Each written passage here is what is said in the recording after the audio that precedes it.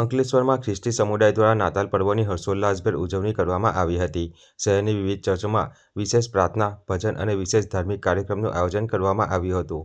ભગવાન ઈસુના જન્મદિવસ નિમિત્તે આજે વિશ્વભરમાં નાતાલ પર્વની હર્ષોલ્લાસ સાથે ઉજવણી કરવામાં આવી રહી છે।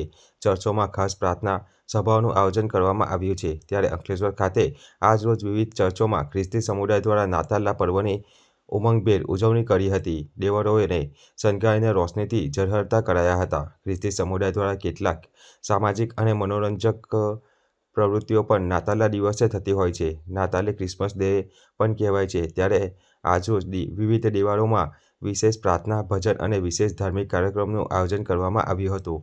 આ પ્રાર્થના સભામાં બાદ એકબીજાને નાતાલ પર્વની શુભકામનાઓ પાઠવી હતી। મારું નામ રેવરન્ડ રમેશ કટારા છે। સીએનઆઈ ચર્ચ અંકલેશ્વર મંડળીમાં બાળક તરીકે, ફાધર તરીકે હું સેવા આપું છું।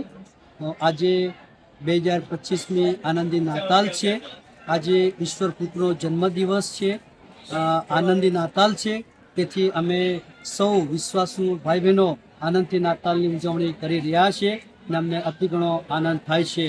આપના માધ્યમ દ્વારા શ્રોતાજનોને 2025મી નાતાલનો સંદેશ છે કે 2025 વર્ષ પહેલાં પ્રભુ ઈસુ ખ્રિસ્ત બાળ ઈસુ બનીને આ પૃથ્વી પર આવ્યા અને પ્રેમ લઈને આવ્યા, માફી લઈને આવ્યા, આનંદ લઈને આવ્યા, જીવન લઈને આવ્યા અને જેટલા માંદા, દુખ્યા, ભૂખ્યાઓને તેમણે સ્પર્શ કર્યો, સાજા કર્યા, એ સાજાપણું લઈને, જીવન લઈને પ્રભુ ઈસુ ખ્રિસ્ત આવ્યા। ને આપ સર્વને અમે સંદેશ આપીએ છીએ કે તમે પ્રભુ ઈસુ ખ્રિસ્ત પર વિશ્વાસ કરો, પ્રભુ ઈસુ ખ્રિસ્ત પર ને પ્રાર્થના કરો કે પ્રભુ તમને પણ સાજોપણું આપે, પ્રભુ તમને પણ પ્રેમ આપે, આનંદ આપે।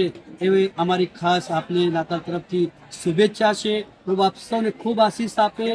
પ્રભુ તમને નવા જીવનમાં, નવા વર્ષમાં પણ તમને નવા આશીર્વાદો સાથે, નવી દિશા સાથે, નવી સમજણ સાથે લઈ જાય, સુખ સમૃદ્ધિ આપે, સાજણો આપે, સાજાપણું આપે, લાંબુ આયુષ્ય આપે, નવું જીવન આપે। એવી અમારી ખાસ પ્રાર્થના અને શુભેચ્છા આપ સૌને માટે સીએનઆઈ અંકલેશ્વર મંડળ તરફથી અમે તમને પાઠવીએ છીએ। પ્રભુ તમને આશીષ આપો, પ્રભુ તમારું રક્ષણ કરો। God bless you. Thank you so much.